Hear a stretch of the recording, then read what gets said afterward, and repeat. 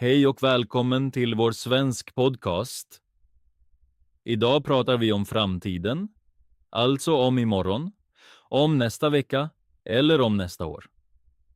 Det här behöver du hela tiden i vardagen. Du planerar något, du berättar något, du svarar på frågor. Ja, det stämmer. Jag vill ofta prata om det, men jag känner mig osäker. Just därför gör vi det idag. Jag vill säga något viktigt redan nu. Du behöver inga krångliga meningar för att prata om framtiden. I vardagen pratar folk väldigt enkelt om det. Det är skönt att höra. Men innan vi börjar vill jag säga något mer. Vi har ju skrivit vår första bok. Den handlar om berättelser från vardagen i Sverige. Roliga, typiska situationer som du säkert känner igen eller snart upplever. Och precis som här i podden handlar boken om hur folk faktiskt pratar. Du ser hur samtal startar, hur man reagerar och hur man pratar om planer och framtid. Med de här berättelserna kan du lära dig svenska med glädje. Samtidigt förbereder de dig för riktiga vardagssituationer. Om du köper den stöttar du podden jättemycket och hjälper oss skapa fler avsnitt. Tack så mycket för det. Nu kör vi igång. Föreställ dig en vanlig situation. Någon frågar dig, vad gör du imorgon? Ja, det händer ofta. Många som lär sig tänker då länge. De vill säga en perfekt mening. Det behöver du inte. Du säger bara. Jag jobbar imorgon.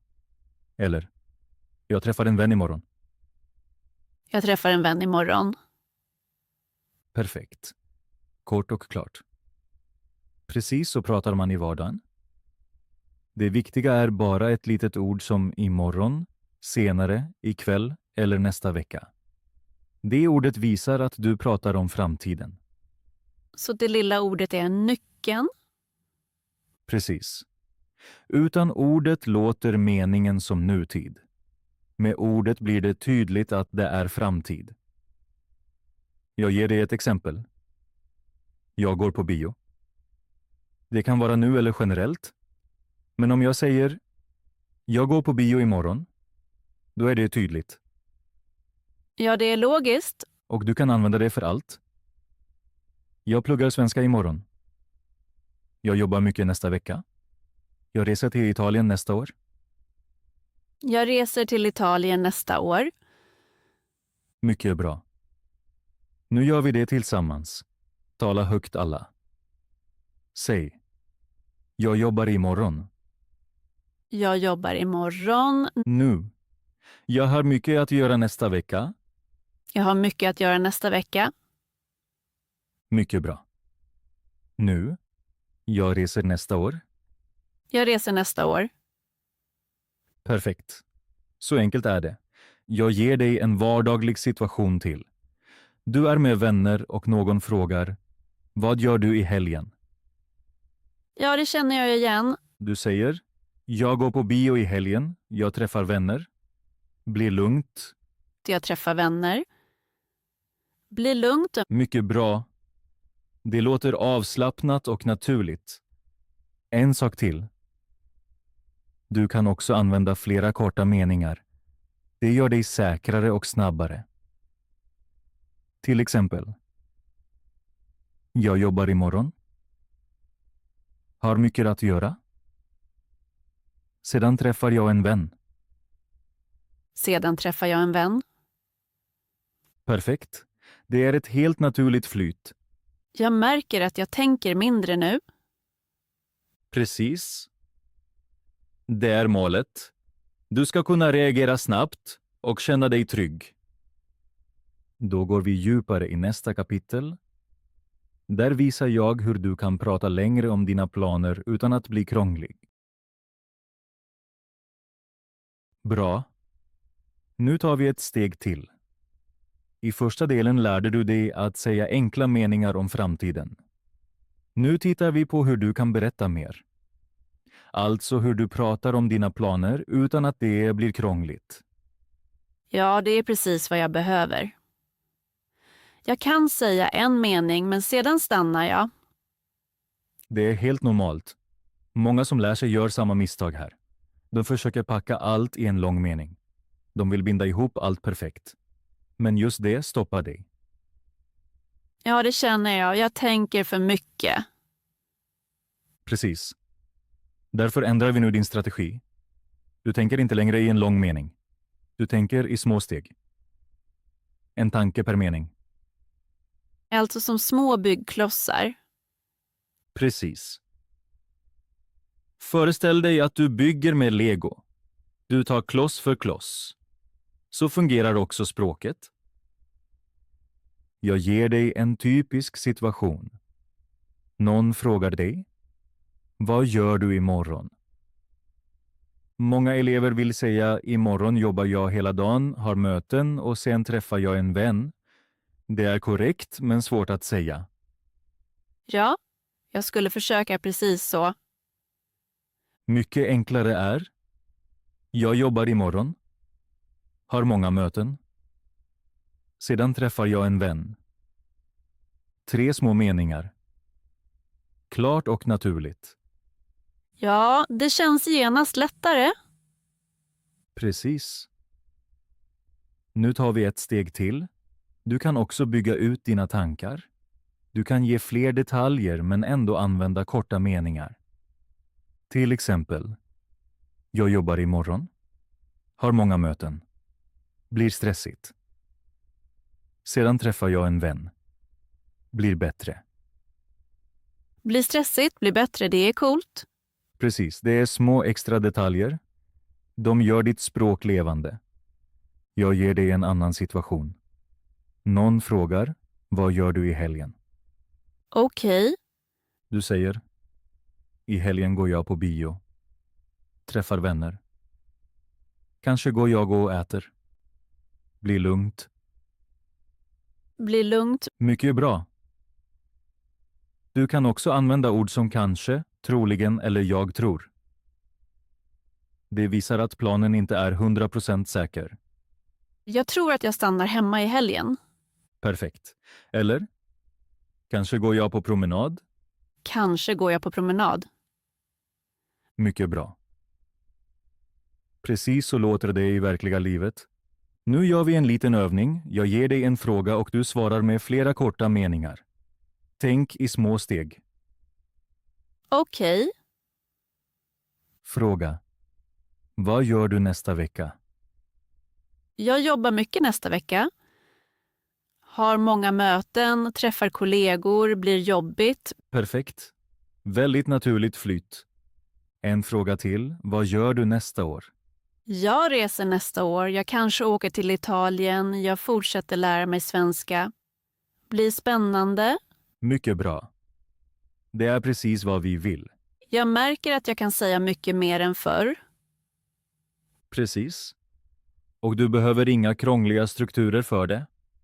Nu kommer en viktig punkt till. Du kan binda ihop dina meningar utan att göra dem krångliga. Använd enkla ord som sedan, därefter eller senare. Alltså små kopplingar. Precis. Till exempel: jag jobbar imorgon. Sedan går jag till gymmet. Då träffar jag en vän. Senare går jag hem. Sen går jag till gymmet. Då träffar jag en vän. Perfekt. Det är ett tydligt flöde. Alla förstår dig direkt. Jag ger dig ett exempel till från vardagen. Tänk dig att du är på kontoret och någon frågar: vad gör du ikväll? Ja, Du säger: jag går hem ikväll. Lagar något. Sedan tittar jag på en serie. Sen går jag och lägger mig. sen tittar jag på en serie. Sen går jag och lägger mig.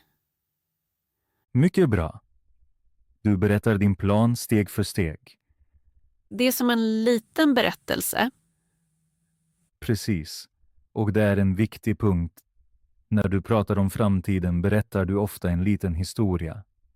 Vad händer först? Vad händer sen? Och du behöver bara enkla ord för det. Det hjälper mig mycket. Nu pratar alla med. Högt. Säg: Jag jobbar imorgon. Har mycket att göra.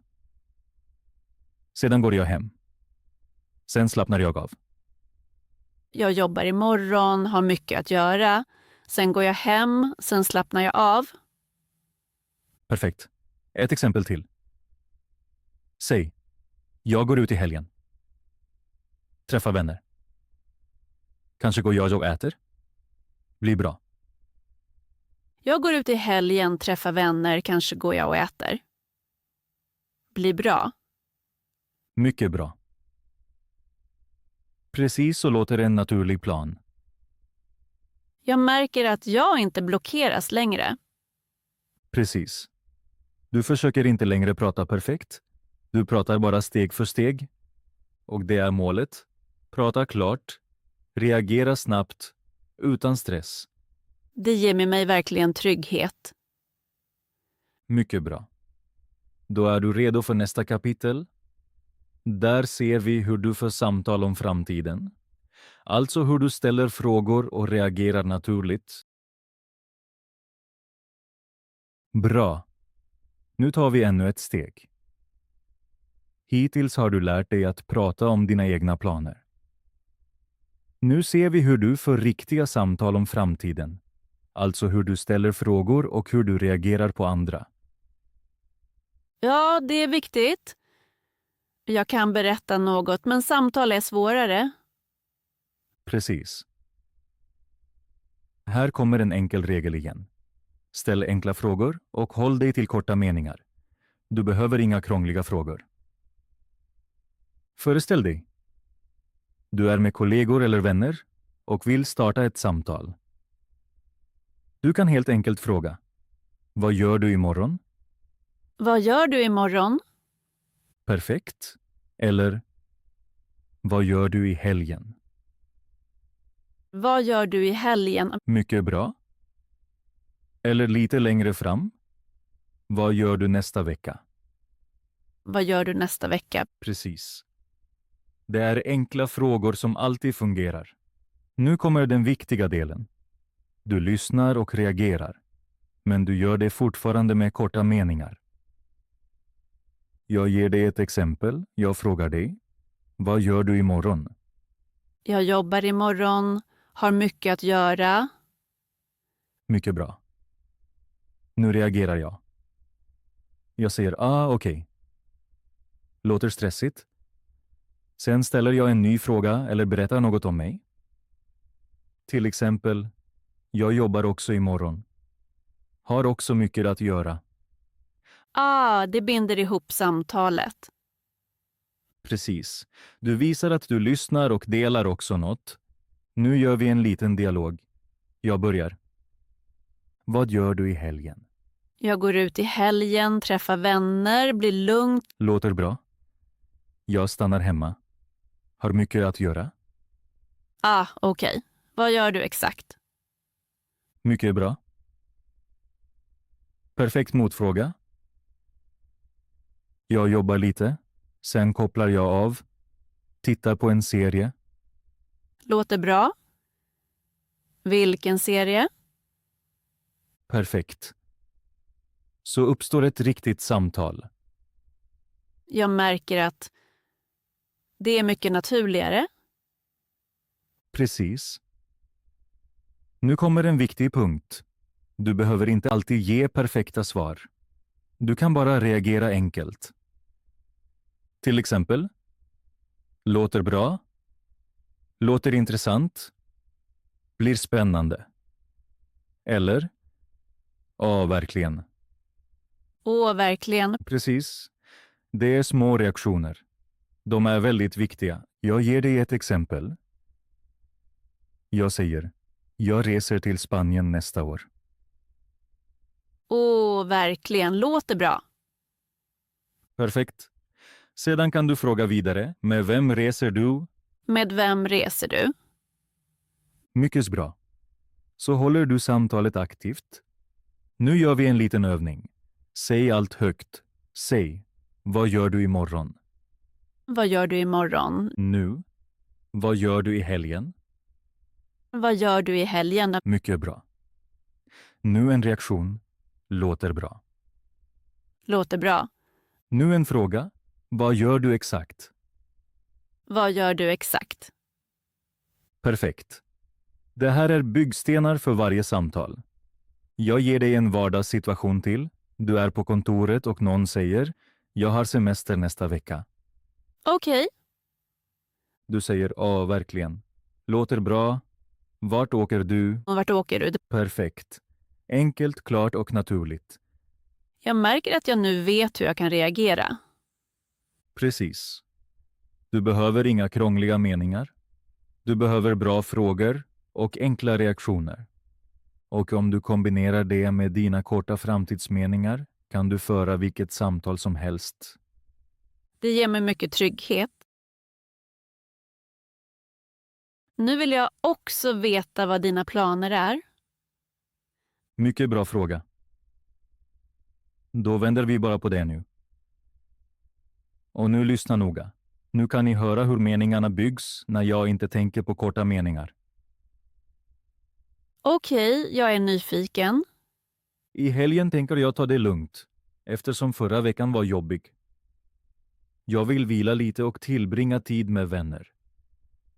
Det låter avslappnat.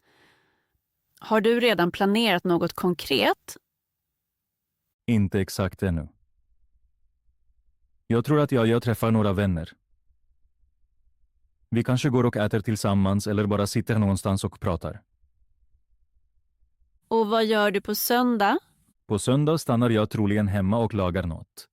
Jag tar medvetet tid för mig själv så att nästa vecka startar bra. Det låter väldigt bra. Och hur ser din nästa vecka ut? Nästa vecka blir ganska full eftersom jag har flera möten och jobbar med flera projekt. Men jag försöker ändå hitta en liten stund för mig själv varje dag. Så också lite stress. Ja, men det är en bra stress eftersom jag jobbar med saker som är viktiga för mig. Vad ser du mest fram emot nästa vecka? Jag ser särskilt fram emot ett möte med en kollega som jag länge velat jobba med. Jag tror det blir spännande. Det låter bra. Om jag tittar längre fram vill jag under de kommande månaderna arbeta mer på mina egna projekt. Samtidigt vill jag ta mer frihet. Så mer fokus och mer frihet? Precis. På lång sikt vill jag arbeta flexibelt. Då har jag mer tid för det som verkligen är viktigt för mig. Det är ett fint mål. Tack. Ni har nu hört hur meningarna ändras när man kopplar ihop dem mer men ändå är tydlig. Bra, då är vi nu i slutet av detta avsnitt. Låt oss lugnt sammanfatta allt.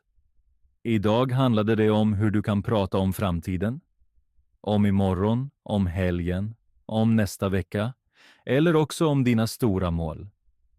Ja, och jag måste säga, det var mycket enklare än jag trodde. Det är den viktigaste punkten. Många som lär sig tror att de behöver krångliga meningar. Men i vardagen pratar folk väldigt enkelt om framtiden. Du behöver bara ett tidsord.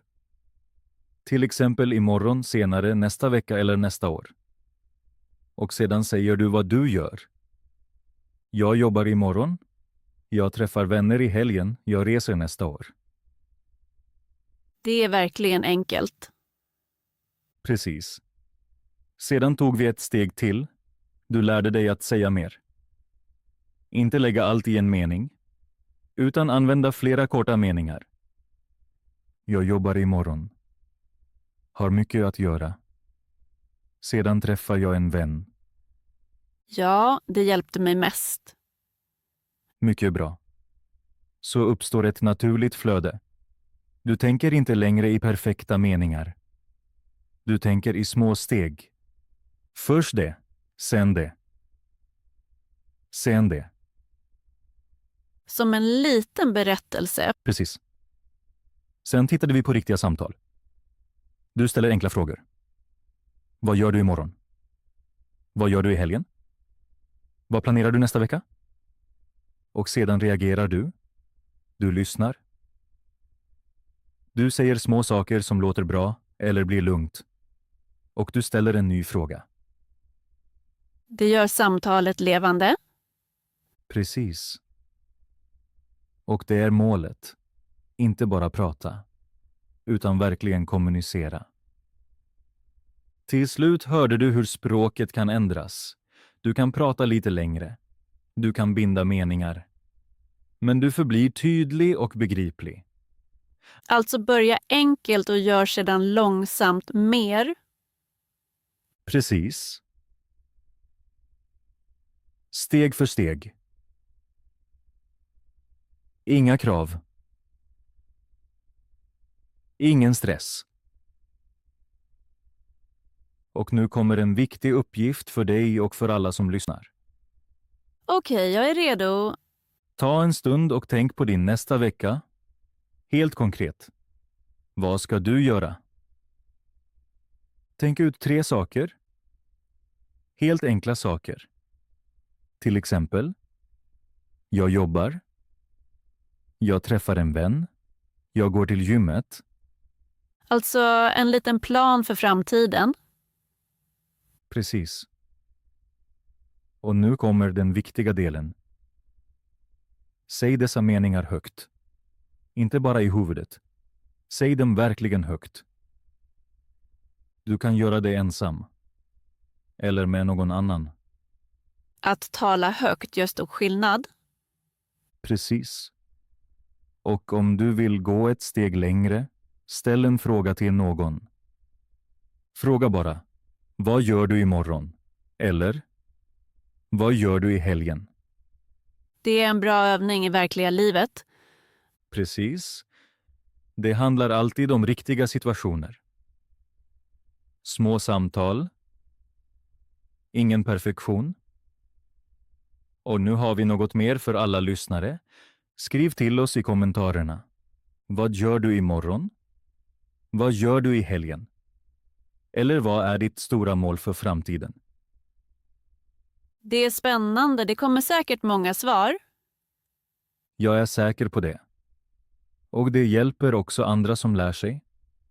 När du ser vad andra skriver får du nya idéer. Kanske läser du en kommentar och tänker, så kan jag också säga det. Ja, det motiverar. Precis. Lärandet händer inte bara här i podden. Lärandet händer också i utbyte med andra. Och kanske pratar vi i ett nästa avsnitt om era svar. Det vore kul. Ta dig verkligen en kort stund efter detta avsnitt. Skriv en mening. Eller 2. Eller 3. Det behöver inte vara perfekt. Det behöver bara vara äkta.